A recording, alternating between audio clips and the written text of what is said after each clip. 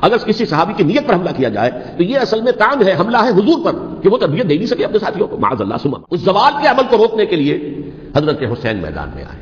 یہ ہم آپ کے ہاتھ پر بیٹھتے ہیں. یہی وہ کوفہ جو حضرت علی کا دارالخلافہ، اگر یہ یزید کے پاس پہنچ گئے تو ہمارا کچا چٹھا بیان کر دیں گے. یہی وجہ ہے کہ انہوں نے پھر خیموں کو بھی آگ لگا دی.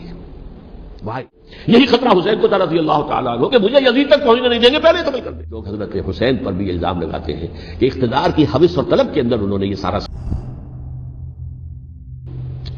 اب میں کچھ باتیں حضرت امیر معاویہ کے بارے میں کہنا چاہتا ہوں، اس لیے کہ وہاں اس میں نے حضرت معاویہ کے بارے میں یہ تو بہت شدت کے ساتھ کہا تھا، اور میں اب بھی اس پر قائم ہوں اور پوری طریقے سے قائم ہوں. میرا مستقل موقف یہی ہے کہ حضرت معاویہ رضی اللہ تعالیٰ عنہ کے دور خلافت کو ہم خلافت راستہ میں شامل نہیں سمجھتے، اہل سنت میں سے کوئی بھی نہیں سمجھتا.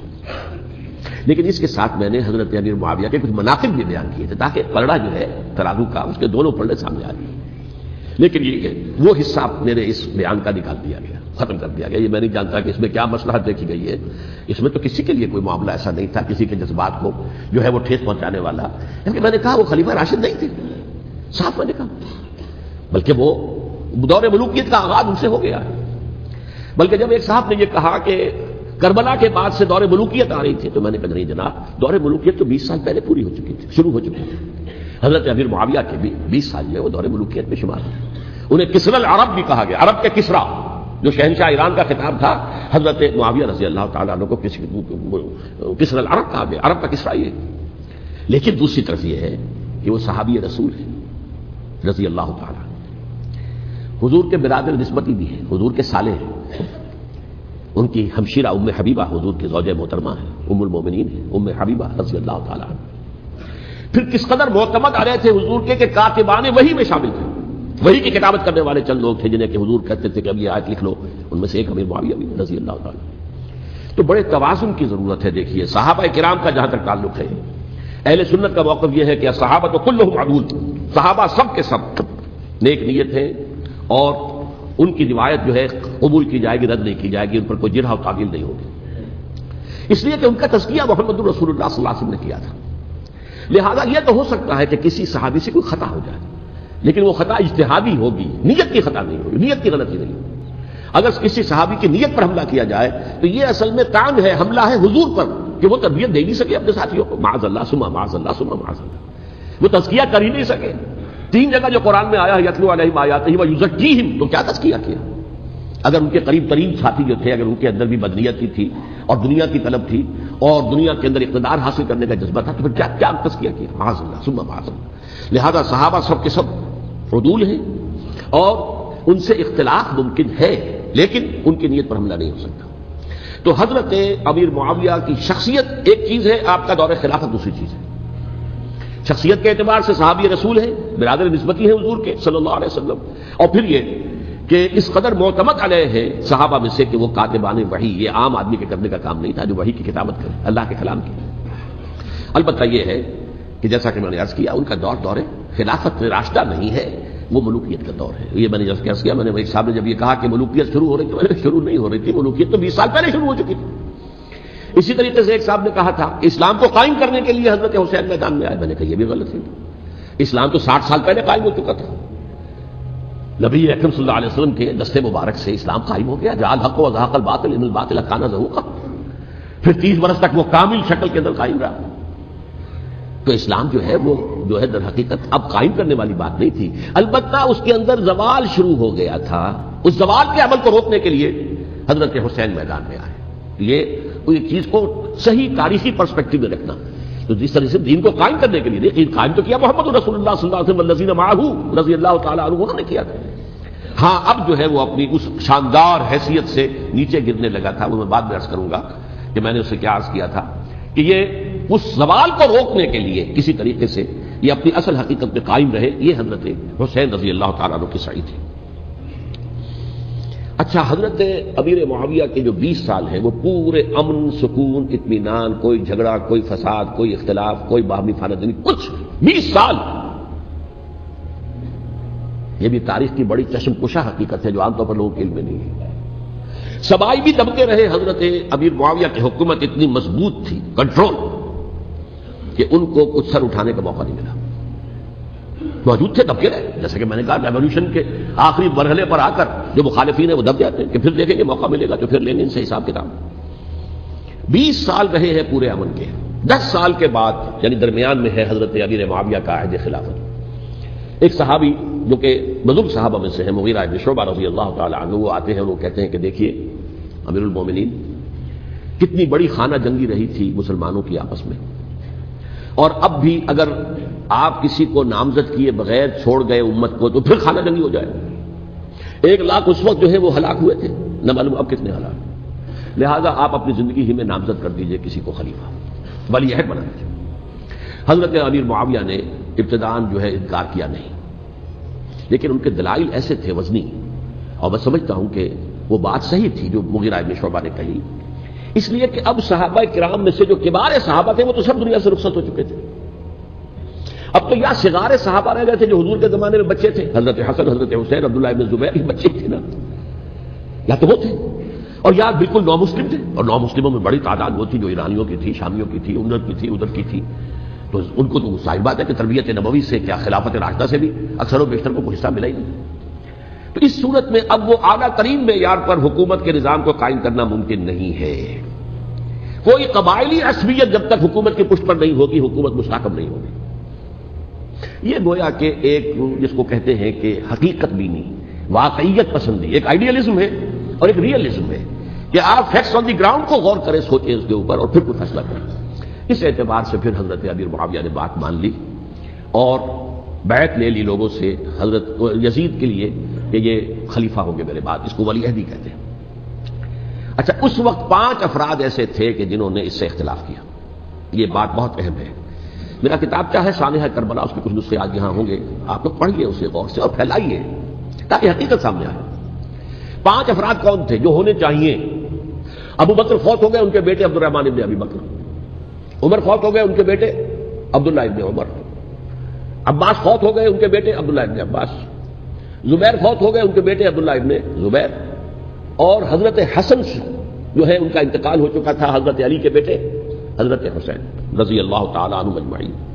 حضرت حسن کے بارے میں ایک فریق کا کہنا یہ ہے کہ انہیں زہر دے کر ہلاک کیا گیا. اہل تشیع کا قول یہ ہے، جبکہ اہل سنت کہتے ہیں کہ نہیں، وہ اپنی جو بھی طبی موت تھی اس سے ان کی وفات. لیکن میں اس میں نہیں جانا چاہتا، اس لیے کہ یہ مائکرو ہسٹری جو ہے نا، وہ تو ایک ایک واقعے کے لیے ادھر کی روایات کیا، ادھر کی کیا ہیں، ان کے پاس کیا دلائل، یہ تو کسی ریسرچ اسکالر کا موضوع ہے، میرا موضوع نہیں ہے. لیکن بہرحال یہ 5 حضرات تھے جنہوں نے ولی عہدی کی بیعت نہیں کی. لیکن حضرت معاویہ اتنے حلیم الطبع انسان تھے، انہوں نے جبر نہیں کیا، کوئی تشدد نہیں کیا. ٹھیک ہے، ولی عہدی کی بیعت نہیں کر رہے، کوئی بات نہیں، میری بیعت تو کی ہوئی ہے نا، ابھی تو میں زندہ ہوں، بات ختم ہو گئی. میری بیعت کو تو نہیں توڑا انہوں نے، فرسٹ بیعت نہیں کی. اس اعتبار سے انہوں نے نہ کوئی تشدد کیا، نہ جبر کیا، نہ کوئی مواخذہ کیا. لیکن جب امیر معاویہ کا انتقال ہو گیا، اب ولی عہدی کی بجائے وہ اب خلافت کی بیعت کی. سب لوگوں نے بیعت کر لی. ان 5 میں سے ایک فوت ہو چکے تھے، حضرت عبد الرحمن ابن ابی بکر فوت ہو چکے رضی اللہ تعالی. 4 تھے، ان چاروں میں ایک اختلاف ہوا. 2 کی رائے یہ تھی، عبداللہ ابن عمر، عبداللہ ابن عباس، کہ اگرچہ یہ کام غلط ہوا ہے، اسلام کی روح کے منافی ہوا ہے، یہ بادشاہت کی بنیاد پڑ رہی ہے، لیکن یہ بات ایسی نہیں ہے کہ اس کی بنا پر ہم خانہ جنگی شروع کروا دیں، امت کے اندر خون خرابہ کروائیں، فساد کروائیں. لہذا انہوں نے بیعت کر لی. اب کوئی اگر یہ کہے معاذ اللہ کہ وہ بک گئے تھے یزید کے ہاتھ میں، معاذ اللہ ثم معاذ اللہ، وہی بات آپ اختلاف کر سکتے ہیں کہ انہیں نہیں کرنی چاہیے تھی، یہ کوئی رائے رکھے، مجھے اختلاف نہیں. لیکن ان کی نیت پر حملہ کریں گے تو حملہ محمد رسول اللہ پر ہوگا صلی اللہ علیہ وسلم. عبداللہ ابن عمر کون ہے؟ پچھلی حدیثیں ان سے جو ہے وہ منقول ہیں. عبداللہ ابن عباس کون ہے؟ جنہیں حضور نے جو ہے ان کے لیے دعا کی تھی، اے اللہ فقہہ فی الدین وعلمہ التاویل، اے اللہ اس نوجوان کو دین کا فہم عطا کر اور قرآن کی تعویل اور تفسیر کا علم عطا کر. حبر الامہ کہلاتے ہیں. وہ کہیں پیسوں اور ٹکوں کے عوض بن جانے والے نہیں تھے، انہوں نے امت کی مصلحت دیکھی، نیت جو ہے اس پر حملہ نہ کیجیے. البتہ اختلاف کا حق آپ کو حاصل ہے. 2 حضرات جو ہے ڈٹے رہے کہ نہیں، ہمیں کم وقت میں ریزسٹ کرنا ہے. عبداللہ ابن زبیر عمر کے اعتبار سے وہ بڑے ہیں. مسلمانوں میں سب سے پہلے ولادت مدینے میں جا کر جو ہوئی ہے وہ عبداللہ ابن زبیر کی ہوئی ہے. ہجرت کر کے جب مہاجرین وہاں پہنچے، کچھ عرصے تک کسی کے ہاں کوئی اولاد نہیں ہوئی، تو لوگوں نے تانے دینے شروع کر دیے کہ معلوم ہوتا ہے کہ یہاں آ کر یہ مکے کے رہنے والے جو ہے کمزور ہو گئے ہیں، ان کی اولاد ہی نہیں ہو رہی. پھر عبداللہ ابن زبیر کی ولادت ہوئی ہے، یہ حضرت ابو بکر کے نواسے ہیں. حضور کی زوجہ محترمہ حضرت عائشہ کی بہن حضرت دیکھیے ابھی نام نکل گیا ہے جی، حضرت اسماء رضی اللہ تعالی عنہما، یہ ان کے ساتھ جاتے ہیں، حضرت زبیر کے بیٹے۔ ان کا فیصلہ ہوا کہ ہمیں رجسٹ کرنا ہے کم وقت میں ایٹ اینی کاسٹ۔ حضرت حسین ابن علی رضی اللہ تعالیٰ عنہما کا بھی فیصلہ ہوا کہ ہمیں رجسٹ کرنا ہے کم وقت میں۔ البتہ ان میں بھی ایک اختلاف ہو گیا، یعنی یہ دو تو جڑے رہے، ان دو میں اختلاف ہو گیا۔ عبداللہ ابن زبیر کا کہنا یہ تھا کہ ہمیں حجاز میں رہنا چاہیے، یہ سرزمین ہے جس میں نبوت کی برکات سب سے زیادہ ہے، یہاں ہم مضبوط قلعے کے اندر ہیں، ہمیں یہاں سے جو ہے رجسٹ کرنا چاہیے اور ختم کرنا چاہیے اس نظام کے اندر جو خرابی آ گئی ہے اس کو۔ حضرت حسین رضی اللہ تعالیٰ عنہ کے پاس خطوط کا تانتا بنا ہوا تھا، کوفے سے لوگ خط لکھ رہے تھے، آئیے آئیے آئیے، ہم آپ کے ہاتھ پر بیعت کریں گے، ہم آپ کے ہاتھ پر بیعت کریں گے، ہم آپ کے ہاتھ پر بیعت کریں گے۔ یہی وہ کوفہ جو حضرت علی کا دارالخلافہ رہا تھا اور جو پھر سبائیت کا گڑھ بن گیا تھا۔ چنانچہ حضرت حسین نے حضرت مسلم بن عقیل کو بھیجا وہاں پر کہ میرے نمائندے کی حیثیت سے جا کر وہاں پر بیعت لو۔ 10-12 ہزار افراد نے بیعت کر لی، لیکن اس کے بعد یزید کی طرف سے گورنر بنا کے بھیجا گیا ابن زیاد کو۔ ابن زیاد نے آ کر جو تشدد کیا اور سختی کی تو سب کے سب بیعت توڑ کر اور سب منحرف ہو گئے۔ مخلصین تو وہ تھے نہیں، الکوفی لایوفی، کوفی جو ہے وہ تو کوئی وعدہ وفا کرنے والا ہوتا ہی نہیں، بیعت توڑ دی۔ فمن نقص فانما ينقص على نفسه، بیعت کے بعد بیعت توڑ دینا بہت بڑا گناہ ہے، توڑ دی۔ ادھر اطلاع مل گئی حضرت حسین کو، چل چکے تھے وہ راستے میں تھے کہ وہاں تو مسلم بن عقیل شہید ہو گئے اور سب لوگوں نے بیعت توڑ دی۔ اب واپس جانا چاہتے تھے لیکن مسلم بن عقیل کے بیٹے جو ہے اڑ گئے۔ یہ عرب کی اپنی ایک جو ہے پرانی ان کی حمیت اور ان کا قبائلی نظام کہ اب ہم اپنے والد کے خون کا قصاص لیے بغیر نہیں جائیں گے۔ حضرت حسین رضی اللہ تعالیٰ عنہ کی مروت اور شرافت، یہ میرا ساتھ دینے کے لیے آئے تھے، اب میں ان کا ساتھ نہ دوں تو یہ تو شرافت اور مروت کے خلاف ہے۔ کہا اچھا چلو چلتے۔ وہاں جا کر بھی عین اپنے میدان کے اندر بھی حضرت حسین رضی اللہ تعالیٰ عنہ نے 3 چیزیں پیش کی ان کوفیوں کے لشکر کے خلاف۔ سب سے بڑا لشکر کے اندر سب سے بڑے تو کوفی تھے جنہوں نے بیعتیں کی ہوئی تھی حضرت حسین کے ساتھ۔ دیکھو مجھے جانے دو واپس حجاز کی طرف، یا مجھے سرحدوں پر بھیج دو تاکہ میں کافروں کے ساتھ جنگ کرتے ہوئے اپنی جان دے دوں، یا مجھے یزید کے پاس جانے دو، میں اپنا معاملہ اس سے طے کر لوں۔ لیکن کوفیوں کو یہ گوارا نہیں تھا۔ اگر یہ یزید کے پاس پہنچ گئے تو ہمارا کچا چٹھا بیان کر دیں گے کہ مجھے تو ان لوگوں نے برگلا کر بلایا تھا۔ اس لیے کہ دیکھیے حضرت امیر معاویہ کے 20 سالوں کے دوران میں بتا چکا ہوں، ان کی حکومت اتنی مستحکم تھی کہ اس کے خلاف کوئی فتنہ اٹھانا ممکن نہیں تھا۔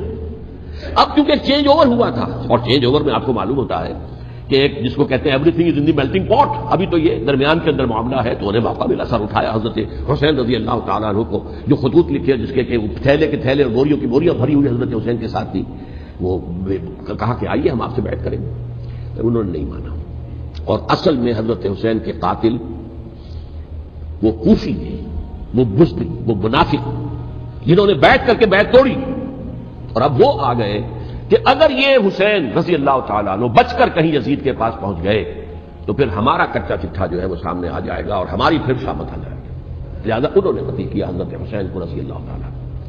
ایک بات جو علامہ ڈاکٹر قلب صادق نے فرمائی، اور مجھے میرے علم میں یہ بات پہلے نہیں تھی، وہ یہ کہ حضرت حسین کے قتل کا فتویٰ ایک بہت بڑے مفتی نے دیا تھا۔ یہ بات بھی ذرا سمجھ لیجیے، حضرت حسین رضی اللہ تعالیٰ عنہ کے قتل کا فتویٰ بہت بڑے مفتی نے دیا تھا۔ کیوں دیا تھا؟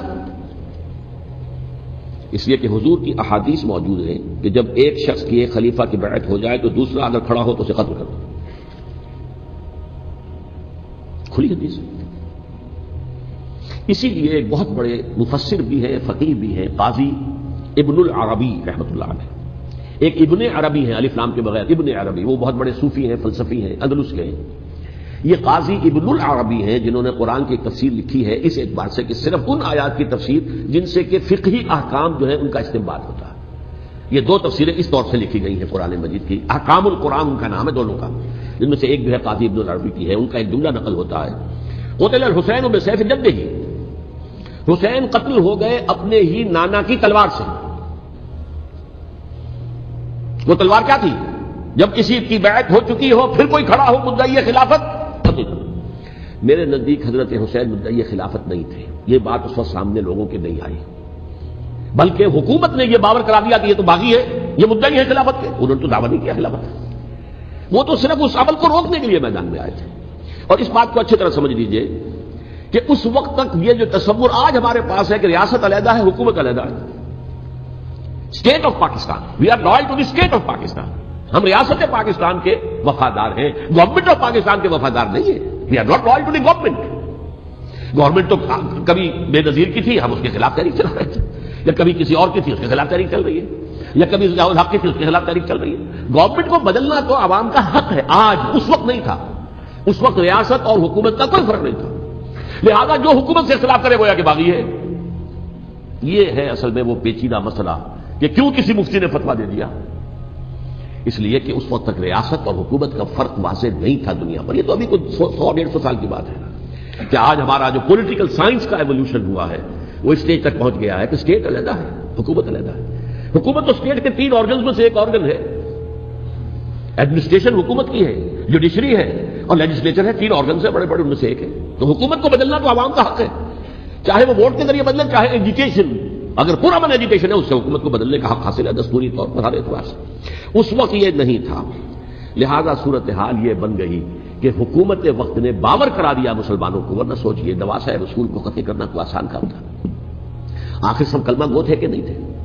کلمہ گو تو تھے نا، اور حضور سے عقیدت اور محبت میں کمی. لیکن یہ کہ فتویٰ اگر ایک بہت بڑے مفتی کا، جو کہ حضرت علامہ ڈاکٹر قلب صادق صاحب نے فرمایا، مجھے اس مفتی کا نام بھی معلوم نہیں، کہ ایک مفتی کا فتویٰ تھا وہ، جس کے بنا پر اب ان لوگوں نے حضرت حسین کو قتل کیا. اور یہی وجہ ہے کہ انہوں نے پھر خیموں کو بھی آگ لگا دی. بھائی حالانکہ دیکھیے اگر دشمنی کا انتقام ہوتا تو حضرت علی بن حسین جو بیمار تھے، جو بعد میں زین العابدین رحمۃ اللہ علیہ کے نام سے پھر یہ اہل تشیع کے چوتھے امام معصوم ہیں، حضرت علی، حضرت حسن، حضرت حسین، اور پھر حضرت علی بن حسین زین العابدین رحمۃ اللہ علیہ، کیا ان کو بھی قتل کرتے تھے؟ حضرت حسین کی نسل ختم ہو جاتی، لیکن نہیں کیا. آگ کیوں لگائی؟ آگ اس لیے لگائی کہ وہ جو ڈاکومنٹری پروف ہے ہماری غداری کا یزید کے خلاف حضرت حسین کو جو ہم نے دعوت دی، وہ جو ڈاکومنٹری پروف خطوط کی شکل میں موجود ہے وہ ختم ہو جائے، ڈسٹرائے ہو جائے. اس کے لیے انہوں نے خیموں میں آگ لگائی. بہرحال یہ ہے تاریخی پس منظر. یہ اسی سبائی فتنے کا تسلسل ہے جس نے سب سے پہلے حضرت عثمان کی جان لی رضی اللہ تعالیٰ عنہ. 5 سال تک مسلمانوں میں خانہ جنگی رکھی، حضرت علی کو پھر شہید کیا، اور اس کے بعد جو ہے 20 سال حضرت امیر معاویہ کے تو سر نہیں اٹھا سکے. لیکن پھر جب ایک چینج اوور ہو رہا تھا تو اس وقت انہوں نے موقع غنیمت سمجھا کہ اب کھڑے ہو جاؤ اور اب دوبارہ ایک فتنہ جو ہے اس کو امت کے اندر پیدا کر دو. اچھا، اس معاملے میں ایک بات جو میں نے وہاں کہی کہ ہمارے ہاں شاعرانہ جو مبالغہ آمیزی ہے، یہ میری گفتگو کا حصہ نے حذف کر دیا ہے. اور میں نے ایک سنی شاعر، بہت بڑے عالم، جن کے حوالے سے آج بھی میری تقریر ہوگی خالق دینہ ہال میں، مولانا محمد علی جوہر کے ایک شعر کے حوالے سے کہا کہ قتل حسین اصل میں مرگ یزید ہے، اسلام زندہ ہوتا ہے ہر کربلا کے بعد. میں نے کہا بالکل محمل شعر ہے، اسلام مرا ہی نہیں تھا، زندہ ہونے کا کیا سوال. اور اگر کسی درجے میں مزمحل یا زخمی ہوا تھا تو وہ تو رہا، کربلا کے بعد بھی رہا، یزید کی حکومت بھی رہی، بنو امیہ کی حکومت بھی چلی، وہ تبدیلی تو نہیں آئی. یہ کیا کہہ رہے ہیں؟ اسلام زندہ ہوتا ہے کربلا کے بعد. میں نے کہا اسلام مرا نہیں تھا. جیسے میں نے یہ کہا کہ ملوکیت جو ہے وہ اب شروع نہیں ہوئی، ملوکیت تو 20 برس پہلے شروع ہو چکی تھی حضرت امیر معاویہ کے. لیکن ظاہر بات ہے کہ حضرت حسن نے، حضرت حسین نے اس کو قبول کیا، اور حضرت حسین نے تو پھر 10 سال تک ولی عہدی جو تھی چاہے بیعت نہیں کی لیکن اس کے خلاف میدان میں آ کر چیلنج تو نہیں کیا. اس اعتبار سے یہ معاملہ جو اسلام زندہ ہوتا ہے کربلا کے بعد، یہ بے تکی بات ہے. ہاں، حضرت شاہ اسماعیل شہید رحمۃ اللہ علیہ کی اگر میں تشبیہ کو، تمثیل کو سامنے رکھوں تو اسلام کی عمارت 6 منزلہ ہے، 6ٹھی منزل ٹاپ کی وہ گر گئی، 5 منزلیں انٹیکٹ تھیں، اسلام مرا نہیں تھا. عدالت میں شریعت کے مطابق فیصلے ہو رہے تھے، قاضی تھے، مفتی تھے، شریعت نافذ تھی، اسلام کیا مرا تھا. جبکہ خود کہہ رہے ہیں علامہ قلب صادق کے ایک مفتی کے فتوے سے حضرت حسین کو قتل کیا گیا. اب وہ مفتی کی رائے، اس کی بدنیتی ہو، جو بھی ہو وہ جانے، اللہ جانے، لیکن عام مسلمان کیا کریں. اس پہلو سے اسلام مرا نہیں تھا. ہاں، 1 منزل گر گئی تھی، وہ گری نہیں، 1000 برس تک گری نہیں، یہاں تک کہ آ کر مغربی امپیریلزم نے اس کے گرایا، ملوکیت کا معاملہ ختم کیا اور وہ جبرین ملوکیت دوسری آ گئی. ورنہ وہی بادشاہی چلی ہے. بلکہ دور بنو امیہ میں وہ بادشاہی پوری طرح اس نے بالوں پر نہیں نکالے تھے، اصل بالوں پر تو اس نے نکالے ہیں دور بنو عباس میں آ کر. اور پھر سلاطین جو ہے ترک، جو ترک خلفاء ہے، ان کا بھی بادشاہت تھی اور کیا تھا، وہ خلافت تو نہیں تھی. تو یہ تو اسلام میں جو بھی نقص واقع ہو گیا تھا، کبھی واقع ہو گئی تھی، وہ جو کی تو برقرار رہی، اس کو بھی تسلیم کیا۔ میں اللہ کا شکر ادا کر کے کہتا ہوں کہ دونوں حضرات، دونوں شیعہ دانشور اور بڑی اعلیٰ سطح کے جو شیعہ عالم تھے، انہوں نے اس بات کو تسلیم کیا اور میری اس بات کو چیلنج نہیں کیا۔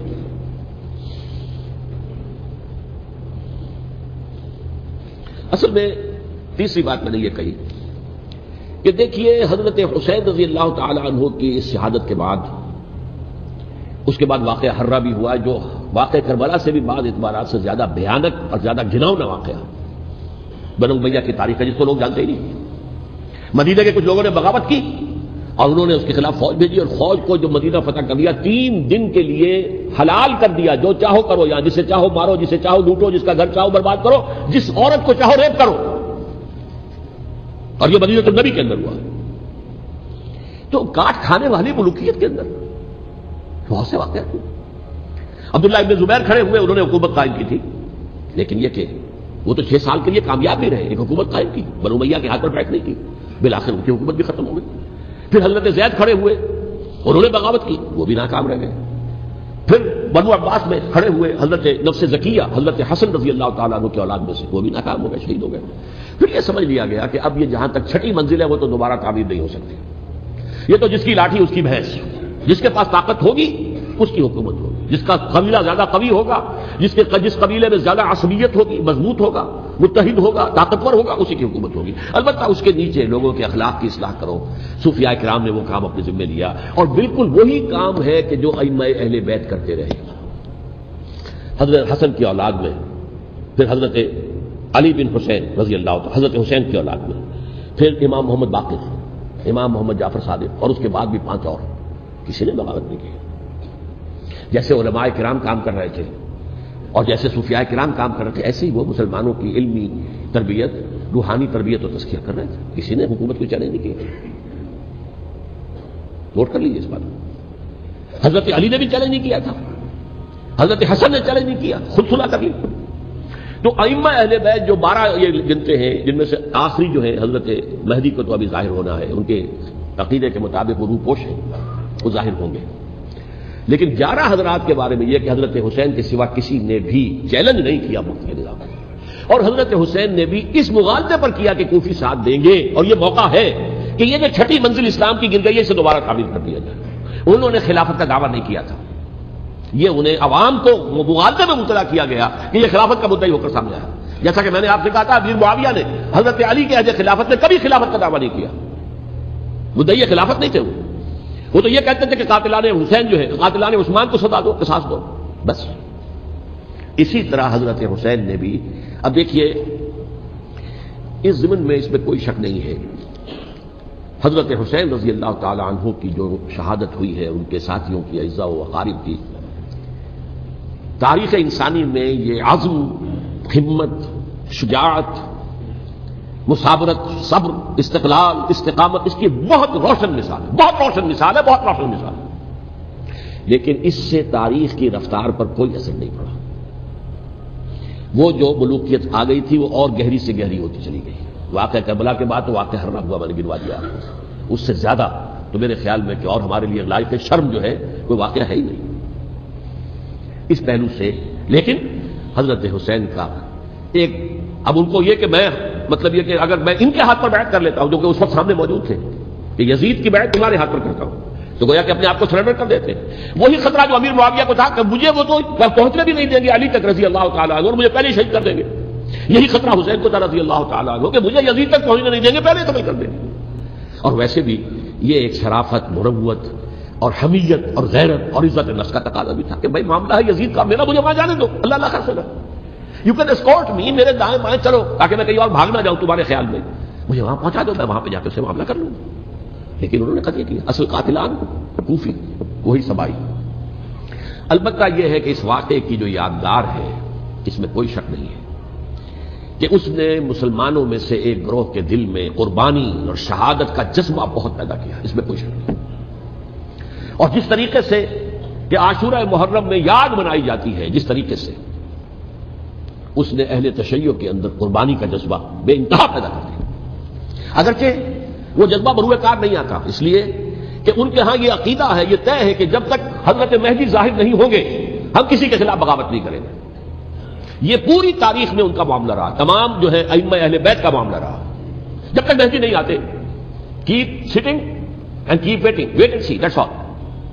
یہ تو خمینی صاحب نے کیا ہے، آیت اللہ خمینی صاحب نے، کہ انہوں نے یہ ایران کے شیعوں کو باور کرایا کہ بھائی جب آئیں گے حضرت مہدی آ جائیں گے، لیکن ہم اب ہاتھ پر ہاتھ رکھ کر بیٹھے رہے، باطل کو چیلنج بھی نہ کریں، ہمیں کچھ تو کرنا چاہیے، وہ ہاتھ پاؤں ہلانے چاہیے، اور کچھ نہیں تو مہدی کا راستہ جو ہے صاف کرنا چاہیے، تمہید کرنی چاہیے، ان کے راستہ ہموار کیا جائے۔ تو یہ ان کی بڑی عظمت ہے آیت اللہ خمینی صاحب کی کہ اہل تشیع ایران کے جو ہے ان سے انہوں نے یہ بات منوا لی کہ ہم بالکل انرٹ نہیں بیٹھے رہیں گے، بلکہ اب انہیں نائب امام قرار دے کر اور ولایت فقیہ کے فلسفے کے حوالے سے، یہ دو چیزیں ان کی جو ہے بنیادی فلسفے کی ہیں، وہ اس وقت میرا موضوع نہیں ہے، انہوں نے عوام کو ایسا کھڑا کیا ہے کہ 20,000 سے لے کر 30,000 کے درمیان انسانوں نے جانے دے دی، عورتوں کے جلوس نکلے، شیرخوار بچہ گود میں ہے عورت کے اور گولی کھا رہی ہے اور مر رہی ہے، گر رہی ہے۔ آپ سوچیے زندگی کتنی عزیز ہوتی ہے، اور شیرخوار بچے کے لیے ماں کی جو زندگی ہے، اس ماں کو اپنی زندگی کتنی عزیز تر ہوگی کہ اپنے لیے نہیں تو اس بچے کے لیے مجھے جینا ہے، لیکن نہیں، گولیاں کھائیں گری۔ یہ جذبہ انہی میں ہے۔ واقعہ یہ ہے کہ اہل سنت کے اندر یہ جذبہ نہ ہونے کے برابر ہے، یہ میں واشگاف الفاظ میں کہہ رہا ہوں۔ پورے عالم اسلام میں صرف شیعہ ایران ایسا نکلا ہے کہ جس نے بادشاہت کا خاتمہ کیا، باقی سعودی عرب میں بادشاہت بیٹھی ہوئی ہے، ڈٹ کر بیٹھی ہوئی، اربوں ڈالر کا ایک محل بنتا ہے ان بادشاہوں کا، اور سنی سن کوئی حرکت نہیں۔ وہ تو اب جو حرکت ہو رہی ہے وہ اینٹی امریکن حرکت ہے جو ہو رہی ہے، وہ در حقیقت وہ مسئلہ بالکل دوسرا ہے جو اس وقت ہو رہا ہے، لیکن یہ کہ عالم اسلام میں کوئی تحریک ایسے نہیں اٹھی ہے۔ یہ اہل تشیع میں ہے، جو بالکل استثنائی بات ہے کہ انہوں نے جو ہے ایک ایسا بادشاہ جس کو کہا جاتا تھا کہ اس کا جو اسلحہ خانہ ہے وہ ایشیا میں سب سے بڑا اسلحہ خانہ ہے، جو 2500 سالہ پرانی جو ایک عظمت تھی ایران کی، اس کو دوبارہ تازہ اور زندہ کرنا چاہتا تھا۔ 2500 سالہ برسی اس نے منائی تھی، اس کے لیے شہر آباد کیا تھا کہ خسرو یا سائرس یا ذوالقرنین قرآن مجید کی اصطلاح میں اس کی یادگار بنائی تھی، اور وہ سوچ رہا تھا کہ وہی عظمت دوبارہ ایران کی ہوگی جو کہ خسرو کے زمانے میں تھی، جس کا قرآن مجید میں سورہ کہف کے اندر ذکر ہے، مشرقی فتوحات، مغربی فتوحات، شمالی فتوحات۔ تو وہ بادشاہ جو اس کو بھاگنا پڑا ہوا قربانی کی وجہ سے۔ تو یہ جو ہے واقعہ کربلا نے، اس میں کوئی شک نہیں ہے کہ ایک ایسی مشعل روشن کی ہے جس کو کہ ہر شخص کو دیکھنا چاہیے۔ یہ بھی انسان، جیسے کہ اقبال نے ایک شعر کہا تھا غالب کے لیے، فکر انسان پر تیری ہستی سے یہ روشن ہوا ہے، پرے برغ تخیل کی رسائی طاق ہو جا۔ تو فکر انسان پر حضرت حسین کی قربانی سے یہ واضح ہوا ہے کہ انسان کس حد تک جا سکتا ہے قربانی دینے کے لیے اپنے کسی مقصد کے لیے۔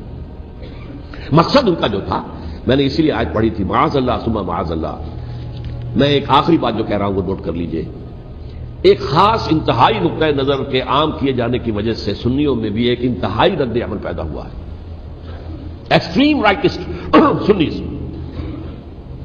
اگر ایک طرف سے حملہ کیا گیا ہے حضرت عثمان کی نیت پر، ان کو خیانت کا الزام لگایا گیا، ان پر اقربا پروری کا الزام لگایا گیا، حضرت ابو موسیٰ شریف پر خیانت اور غداری کا الزام لگایا گیا، یہ ساری چیزیں اگر صحابہ کرام کے اوپر ہوئی ہیں، امیر معاویہ پر، امیر اور عمرو بن العاص پر، تو جواب میں کچھ لوگ کھڑے ہو گئے، حضرت علی وہ اقتدار کے طالب تھے، معاذ اللہ ثم معاذ اللہ ثم معاذ اللہ۔ یہ اہل سنت کا موقف نہیں ہے۔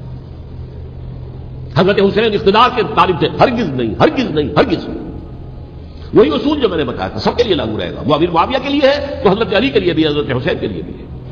یہ نیک نیت ہے، آپ ان کی کسی رائے سے اختلاف کر سکتے ہیں لیکن ان کی نیت پر حملہ نہیں کریں گے۔ نیت پر حملہ کریں گے آپ کا ایمان بالرسالت جو ہے وہ مجروح ہو جاتا ہے۔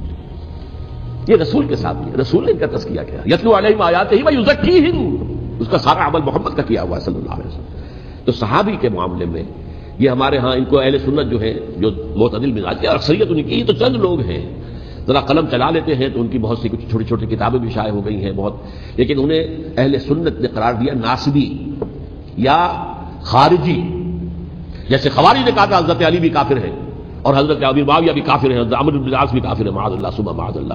ایسے ہی کچھ لوگ حضرت حسین پر بھی الزام لگاتے ہیں کہ اقتدار کی حوث اور طلب کے اندر انہوں نے یہ سارا سفر کیا تھا، اور بس یہ ہے کہ وہ جو بازی تھی وہ ہار گئے، اللہ اللہ خیر صلی اللہ، اس سے آگے کیا ہے معاملہ، نہیں، معاذ اللہ ثم معاذ اللہ۔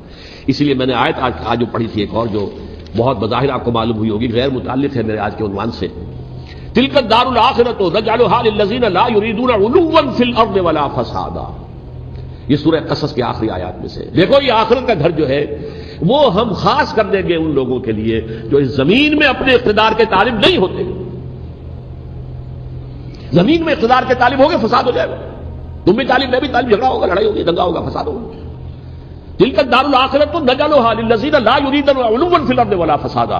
جو لوگ زمین میں اپنے اقتدار کے طالب اور اس کے نتیجے میں فساد پیدا کرنے والے نہیں ہیں، ان کے لیے ہم نے آخرت کا گھر خاص کیا ہے. والعاقبۃ للمتقین، اور عاقبت جو ہے، انجام کار، آخرت جو ہے وہ تو متقیوں کے لیے ہے. اسی میں آئیں گے سب صحابہ کرام، خواہ وہ حضرت علی ہے رضی اللہ تعالیٰ عنہ، اور خواہ وہ حضرت امیر معاویہ ہیں، حضرت عثمان ہے رضی اللہ تعالیٰ عنہ، خواہ حضرت حسن ہے، حضرت حسین ہے رضی اللہ تعالیٰ عنہ، خواہ عبداللہ ابن زبیر ہے، خواہ عبداللہ ابن عباس ہے، خواہ عبداللہ ابن عمر رضی اللہ تعالیٰ عنہ اجمعین. اس اصول کو سامنے رکھ کر اختلاف آپ کر سکتے ہیں کسی سے بھی، لیکن کسی کی نیت پر حملہ کریں گے تو اصل میں آپ کا ایمان بالرسالت مجروح ہو جائے گا. علی کو نبی اکرم صلی اللہ علیہ وسلم نے اپنا نائب بنا کر چھوڑا تھا جب غزوہ تبوک میں جا رہے تھے مدینے میں. حضرت علی نے کہا کہ مجھے آپ عورتوں کے ساتھ بٹھا کے جا رہے ہیں. فرمایا تمہارا مقام میرے ساتھ وہی ہے جو موسیٰ کے ساتھ ہارون کا تھا. ہارون کو چھوڑ کر گئے تھے نا یہودیوں کے پاس جب گئے تھے تورات لینے کے لیے، تو تمہارا وہی مقام ہے میرے ساتھ. یہ حضرت علی ہے رضی اللہ، ان کے بارے میں میرا، ان کی کیا عظمت میری نگاہ میں. تو یہ 3 کتابیں ہیں، مجھے نہیں معلوم تیسرا یہاں ہے یا نہیں ہے. بہرحال آپ لوگوں کو ریکمینڈ کر رہا ہوں کہ ان کا مطالعہ کریں. اب یہ کہ آخری بات یہ کہ اصل ہمارے کرنے کا کام کیا ہے. دیکھیے کیوں نہیں کیا کسی نے بھی خروج کا معاملہ، وہ میں واضح کر چکا ہوں. بغاوت نہیں کی. کیوں؟ ایک تو ریاست اور حکومت میں فرق نہیں تھا. ذرا کھڑا ہو اور وہ باغی قرار پائیں گے، واجب القتل ہو جائیں گے، فتوے کی زد میں آ جائیں گے. یہ معاملہ تھا. اور دوسرے یہ کہ عمارت پوری گری نہیں تھی، ایک منزل گری تھی. آج ہم کہاں کھڑے ہیں؟ پوری عمارت گری ہوئی ہے. نہ شرعی عدالتیں ہیں، نہ شرعی فیصلے ہیں، نہ احکام الہی نافذ ہیں، نہ حدود اور قصاص کے معاملات، کچھ بھی نہیں. ہمارا فرض کیا ہے؟ حضرت حسین کی مدح کرتے رہیے، تعریف کرتے رہیے، صحابہ کرام کی مدح کرتے رہیے، مدح صحابہ، اس کے لیے مجلسیں قائم ہو رہی. بھائی کر کیا رہے ہو؟ تھے تو آبا وہ تمہارے ہی، مگر تم کیا ہو؟ ہاتھ پر ہاتھ دھرے منتظر فردا ہو. تلک امۃ قد خلت لہا ما کسبت ولکم ما کسبتم. وہ تو ایک امت تھی جو چلی گئی، اللہ کے ہاں پہنچ گئے. جو کچھ انہوں نے کمایا وہ ان کے لیے، تمہارے لیے نہیں ہے. تمہارے لیے وہ ہوگا جو تم کماؤ گے. ہمارے لیے راستہ اب یہی ہے کہ خلافت راشدہ کے مکمل نظام کو اثر نو قائم کرنے کے لیے منہج انقلاب نبوی کو اختیار کریں. میری کتاب اس پر، کیسٹس اس پر، آڈیو کیسٹس، ویڈیو کیسٹ، سی ڈیز، نہ معلوم ڈی وی ڈی، سب کچھ موجود ہے. سیرت النبی پر تو میں عرض کر چکا ہوں. فلسفہ سیرت النبی سمجھنا ہے تو میری کتاب پڑھیے، ورنہ سیرت النبی آپ پڑھ لیں گے، واقعات معلوم ہو جائیں گے، فلسفہ سیرت سامنے نہیں آئے گا. اس کا آپ مطالعہ کریں گے میری کتاب سے. اور دوسرے یہ کہ یہ خلافت قائم کرنے کے لیے جو جد و جہد ہم کر رہے ہیں، تحریک خلافت پاکستان جس کا میں داعی ہوں ادنا سا، وہ تنظیم نہیں ہے، میں اس کا امیر نہیں، وہ ایک تحریک ہے. جیسے تحریک پاکستان کہلاتی تھی، جس کی تنظیم تھی مسلم لیگ، پارٹی کا نام مسلم لیگ تھا، لیکن تحریک پاکستان، اس طرح تحریک خلافت پاکستان وہ ہم نے چلائی ہے تنظیم اسلامی کے تحت. یہ خلافت جب پہلی چلی تھی آج سے 84 سال قبل، نومبر 1921 میں خالد دینا ہال میں وہ مقدمہ چلا تھا، جس کے نتیجے میں بڑے بڑے جو لیڈر تھے ہمارے، مولانا محمد علی جوہر اور مولانا حسین المدنی اور مولانا ابوالکلام آزاد، ان سب کو 2 سال کی قید کی سزا سنائی گئی تھی. بغاوت، مقدمہ بغاوت، یہ خالد دینا ہال تھے. اسی میں سن 91 یا 92 میں نے 3 دن تقریریں کی تھیں، جن میں آج سے پھر میں 3 تقریریں کرنے والا ہوں. ایک آج شام کو، ایک کل شام کو رات 9 بجے، آج بھی کل بھی، ایک پرسوں اتوار کی صبح کو 10 بجے ہے کیا 11 بجے. تو ان میں آپ حضرات شرکت فرمائیں تاکہ اصل جو ہمارے کرنے کا کام ہے، تاریخ کو بھی سمجھنا چاہیے، تاریخ کے عوامل کیا ہیں، کیا پس پردہ عوامل کار فرما تھے، کیا کسی شے کی اصل حقیقت ہے، وہ سمجھنا چاہیے. لیکن یہ ہے کہ اس اعتبار سے میں نے جب یہ لفظ استعمال کیا تھا اس مذاکرے میں، لپ سروس، کہ یہ ہم صرف لپ سروس کرتے رہے، مدح کے بیان کرتے رہے، منقبت بیان کرتے رہے، حضور کی نعتیں کہتے رہے، اس سے تو بات نہیں بنے گی جب تک کہ وہ فرض منصبی شہادت علی الناس کا جو ہمارے ذمے ہے بحیثیت امت محمد صلی اللہ علیہ وسلم اس کو ادا نہ کرے. مجھے خوشی ہے کہ اس کی بھی تائید دونوں حضرات نے کی. ہاں یہ لپ سروس کا معاملہ ہے. اللہ تعالی حضرت حسین کے نقش قدم پر چلتے ہوئے، بلکہ اصل میں تو ہمارے لیے اسوہ رسول ہے محمد صلی اللہ علیہ وسلم کا، اس پر چلتے ہوئے ہم پاکستان میں اسلامی کا نظام خلافت قائم کرنے کی جد و جہد کریں. اقول قولی ھذا واستغفر اللہ لی ولکم ولسائر المسلمین والمسلمات.